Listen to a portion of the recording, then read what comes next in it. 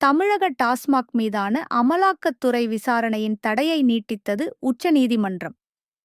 தமிழக அரசின் நிறுவனமான டாஸ்மாக் மீதான அமலாக்கத்துறையின் விசாரணை நடவடிக்கைகளுக்கு விதிக்கப்பட்ட இடைக்காலத் தடையை உச்சநீதிமன்றம் செவ்வாய்க்கிழமை 14 அக்டோபர் நீட்டித்தது.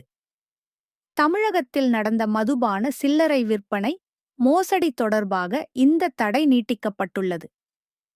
டாஸ்மாக் மற்றும் தமிழக அரசு தாக்கல் செய்த சிறப்பு விடுப்பு மனுக்களை ஸ்பெஷல் லீவ் பெட்டிஷன்ஸ் ஏற்றுக்கொண்ட நீதிமன்றம் 2022ஆம் ஆண்டின் விஜய் மதன்லால் சௌத்ரி வழக்கில் அளித்த தீர்ப்புக்கு எதிரான மறுசீராய்வு மனுக்கள் ரிவ்யூ பெட்டிஷன்ஸ் முடிவு செய்யப்பட்ட பிறகு இந்த வழக்கை விசாரிப்பதாக தெரிவித்தது.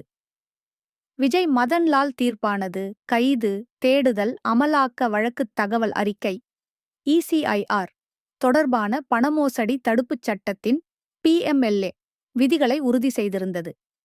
ECR இன் நகலை வழங்காதது குறித்த டாஸ்மாக் எழுப்பிய வாதங்களே இந்த முடிவுக்கு காரணம். ஏனெனில் விஜய் மதன்லால் தீர்ப்பு ECR ஐ தர வேண்டியதில்லை என்று கூறியிருந்தது. நீதிமன்றத்தில் நடந்த விவாதம். தலைமை நீதிபதி BR கவாய் மற்றும் நீதிபதி K வினோத் சந்திரன் ஆகியோர் அடங்கிய அமர்வு டாஸ்மாக் தலைமை அலுவலகத்தில் அமலாக்கத்துறை நடத்திய சோதனைகளுக்கு எதிரான மனுக்களை சென்னை உயர் நீதிமன்றம் தள்ளுபடி செய்ததை எதிர்த்து தமிழக அரசும் டாஸ்மாக்கும் தாக்கல் செய்த மனுக்களை விசாரித்தது. டாஸ்மாக் தரப்பில் ஆஜரான மூத்த வழக்கறிஞர் கபில் சிபல் 2014 மற்றும் 21 காலகட்டத்தில் மதுபானக் கடைகளின் ஊழியர்கள் மீதான ஊழல் குற்றச்சாட்டுகள் தொடர்பாக மாநில விஜிலன்ஸ் துறையே 47 முதல் தகவல் அறிக்கைகளை பதிவு செய்துள்ளதாக கூறினார். இருப்பினும் 2025இல் அமலாக்கத்துறை களமிறங்கி தலைமை அலுவலகத்தில் சோதனை நடத்தி அதிகாரிகளின் தொலைபேசிகளையும் சாதனங்களையும் பறிமுதல் செய்ததாக சிபல் தெரிவித்தார். பணமோசடி தடுப்புச் சட்டத்தின் பிரிவு 66(2) படி குற்றம் தொடர்பான தகவல்களை விசாரணை செய்யும் மாநில ஏஜென்சிகளுடன் அமலாக்கத்துறை பகிர்ந்து கொள்ள வேண்டும் என்று சிபல் வலியுறுத்தினார். சில்லறை விற்பனையாளர்களால் செய்யப்பட்ட தவறுக்காக டாஸ்மாக் தலைமை அலுவலகத்தில் ஏன் சோதனை நடத்த வேண்டும் என்று சிபல் கேள்வி எழுப்பினார். அரசு நிறுவனத்தின் அலுவலகங்களில் எப்படி சோதனை நடத்த முடியும்? இந்த நாட்டின் கூட்டாட்சி அமைப்புக்கு ஃபெடரல் ஸ்ட்ரக்சர்ஸ் என்ன நடக்கும் என்று சிபல் வினவினார். அமலாக்கத்துறை சார்பில் ஆஜரான அடிஷனல் சொலிசிட்டர் ஜெனரல் ராஜு மாநில விஜிலன்ஸ் துறையே FIR பதிவு செய்திருப்பதால் அடிப்படை குற்றம் பிரெடிகேட் ஆஃபென்ஸ் இருப்பதை மறுக்க முடியாது என்று கூறினார். அமலாக்கத்துறையின் விசாரணை பணமோசடி தொடர்பான ஆதாரங்களை கண்டறிந்துள்ளதாக அடிஷனல் சொலிசிட்டர் ஜெனரல் தெரிவித்தார். மேலும் அதிகாரிகளை மாநில அரசு பாதுகாப்பதாகவும் அவர் குற்றம் சாட்டினார். இதனையடுத்து உச்ச நீதிமன்ற தலைமை நீதிபதி PR கவாய் மாநில அரசின் அலுவலகத்துக்குள் அமலாக்கத்துறை சோதனை நடத்தினால் கூட்டாட்சி முறை என்ன ஆவது? சட்டம் ஒழுங்கை பராமரிப்பது யார்? மாநில உரிமைகளை பறிக்கவில்லையா? ஊழல் வழக்குகளை விசாரிக்கவில்லை என்று சந்தேகிக்கும்போது அந்த மாநிலங்களுக்கு அமலாக்கத்துறை செல்லுமா? இவ்வாறு சரமாரியாக கேள்வி எழுப்பினார் தலைமை நீதிபதி PR கவாய். அதற்கு அடிஷனல் சொலிசிட்டர் ஜெனரல் அமலாக்கத்துறை குற்றவியல் ஆதாரங்களை கண்டறிந்துள்ளதாக பதிலளித்தார். தலைமை நீதிபதி அமலாக்கத்துறையின் விசாரணை மாநிலத்தின் விசாரணை உரிமையில் தலையிடாதா என்று கேட்டார். இது மாநிலத்தின் விசாரிக்கும் உரிமையில் தலையிடுவதாக ஆகாதா? மாநிலம் சரியாக விசாரிக்கவில்லை என்று நீங்கள் கண்டறிந்தால் ஒவ்வொரு வழக்கிலும் நீங்களே சென்று விசாரிப்பீர்களா? பிரிவு 66(2)க்கு என்ன ஆனது என்று தலைமை நீதிபதி கேட்டார். சந்தேகப்பட காரணங்கள் இருந்தால் PMLA இன் பிரிவு 17 படி அமலாக்கத்துறைக்கு தேடுதல் அதிகாரம் உள்ளது என்று அடிஷனல் சொலிசிட்டர் ஜெனரல் பதிலளித்தார். சந்தேகம் என்ற வார்த்தை குறைவான வரம்பை குறிக்கிறது என்று அடிஷனல் சொலிசிட்டர் ஜெனரல் வாதிட்டார். சோதனை நடத்தியதன் மூலம் உண்மையில் ஆவணங்கள் கண்டுபிடிக்கப்பட்டுள்ளன என்று அடிஷனல் சொலிசிட்டர் ஜெனரல் கூறினார்.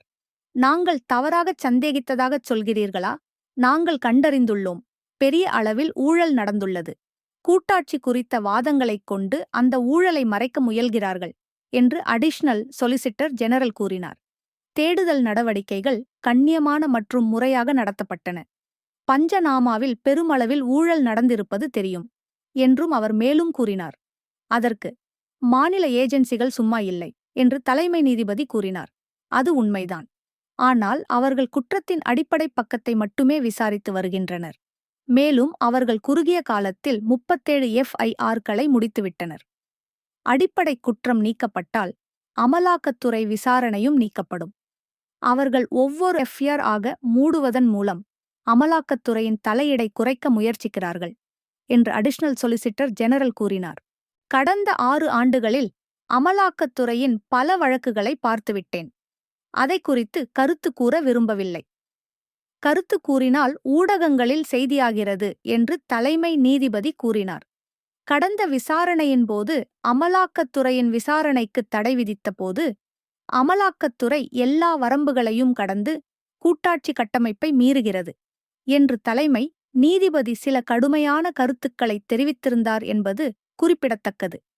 அமலாக்கத்துறைக்குச் சாதகமாக ஏதாவது கூறப்பட்டால் அது அரிதாகவே செய்தியாகிறது. அதுதான் என் வருத்தம் என்று தலைமை நீதிபதி தெரிவித்தார்.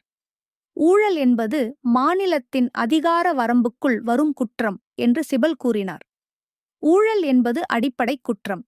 இதை மாநிலம்தான் விசாரிக்க வேண்டும். மாநிலத்தின் சம்மதத்துடன் CBI விசாரிக்கலாம். ஆனால் அமலாக்கத்துறை ஊழலை விசாரித்து வருகிறது. அவர்கள் எப்படி செய்ய முடியும் என்று சிபல் கேள்வி எழுப்பினார். நான் ஊழலை விசாரிக்கவில்லை, நான் பணமோசடியை விசாரிக்கிறேன் என்று ராஜு பதிலளித்தார். அது ஊழல் என்றால் ஏன் நீங்கள் நிறுவனத்தின் அலுவலகத்தில் சோதனை நடத்துகிறீர்கள்? ஊழல் என்பது தனிநபர்களால் செய்யப்படுவது, ஏன் நிறுவனத்தில் சோதனை என்று சிபல் கேட்டார். ECR நகல் வழங்கப்படாததால் குற்றச்சாட்டுகள் குறித்து தங்களுக்குத் தெரியாது என்று அவர் சமர்ப்பித்தார். ECR என்பது ஒரு உள் நிர்வாக ஆவணம் மட்டுமே என்றும் விசாரணைக்கு அதை பதிவு செய்ய வேண்டிய அவசியமில்லை என்றும் ராஜு பதிலளித்தார். விஜய் மதன்லால் சௌத்ரி தீர்ப்பு ECIRI குற்றம் சாட்டப்பட்டவர்களுக்கு வழங்க வேண்டியதில்லை என்று கூறியுள்ளது என்று அவர் சுட்டிக்காட்டினார். 3 நீதிபதிகள் அடங்கிய அமர்வு வழங்கிய விஜய் மதன்லால் தீர்ப்பை அது மறுசீராய்வு செய்யப்படும் வரை அமர்வு பின்பற்ற வேண்டும் என்று நீதிபதிகள் குறிப்பிட்டனர். அது எப்போது முடிவெடுக்கப்படும் என்று எனக்குத் தெரியவில்லை. கடந்த 3 ஆண்டுகளாக மறுசீராய்வு மனு விசாரிக்கப்படுவதாக நான் கேள்விப்படுகிறேன் என்று தலைமை நீதிபதி கூறினார். நாங்கள் மிகவும் முயற்சி செய்து வருகிறோம் என்று சிபல் கூறினார். மேலும் 2026 தேர்தல்கள் முடிந்தவுடன் இந்த வழக்கில் அமலாக்கத்துறையின் ஆர்வம் முடிந்துவிடும் என்றும் அவர் கூறினார். இருப்பினும் சிபல் தேவையற்ற அரசியல் செய்கிறார் என்று கூறி அடிஷனல் சொலிசிட்டர் ஜெனரல் இந்த சமர்ப்பிப்புக்கு எதிர்ப்பு தெரிவித்தார். இதேபோல் டாஸ்மாக் தரப்பில் ஆஜரான மூத்த வக்கீல் முகுல் ரோத்தகி அதிகாரிகளின் செல்போன்களை பறிமுதல் செய்து தகவல்களை நகல் எடுப்பது அடிப்படை உரிமைக்கு எதிரானது. அமலாக்கத்துறை அதிகாரிகள் அந்த அலைபேசிகளில் இருந்த தகவல்களை சட்டப்பூர்வமான காரணங்கள் இன்றி நகலெடுத்துள்ளனர். இது தனிநபர்களின் தனிப்பட்ட உரிமை மற்றும் சுதந்திரம் ஆகியவற்றை மீறும் செயல். தனிப்பட்ட அலைபேசியை பறிமுதல் செய்து அதிலுள்ள தரவுகளை எடுப்பது உச்ச நீதிமன்றத்தில் நிலுவையில் உள்ள முக்கியமான சட்டக் கேள்வியாகும். டாஸ்மாக் ஊழியர்களை 40 மணி நேரம் விசாரணை என்ற பெயரில் பிடித்து வைத்திருந்தது போன்ற அமலாக்கத்துறையின் நடவடிக்கைகள் சட்ட மீறல் மற்றும் அத்துமீறலாகும் என்று வாதிட்டார். பின்னர் நடைபெற்ற விசாரணையில் வாதங்களை பதிவு செய்து கொண்ட உச்ச நீதிமன்றம் அமலாக்கத்துறை அதிகாரத்தை உறுதி செய்த தீர்ப்பை மறுஆய்வு செய்ய கோரும் மனுக்கள் மீதான தீர்ப்புக்குப் பிறகு டாஸ்மாக் அமலாக்கத்துறையின் மனுக்கள் விசாரணைக்கு எடுத்துக்கொள்ளப்படும்.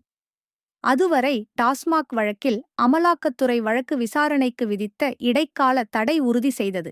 மேலும் இது போன்ற அன்றாட சட்ட செய்திகளை தெரிந்து கொள்ள லெக்ஸ் டாக்ஸ் யூடியூப் சேனலை லைக் மற்றும் சப்ஸ்கிரைப் செய்து கொள்ளுங்கள். மேலும் இது போன்ற செய்திகள் உங்களுக்கு தொடர்ந்து வர பெல் ஐகானை அழுத்தவும். நன்றி, வணக்கம்.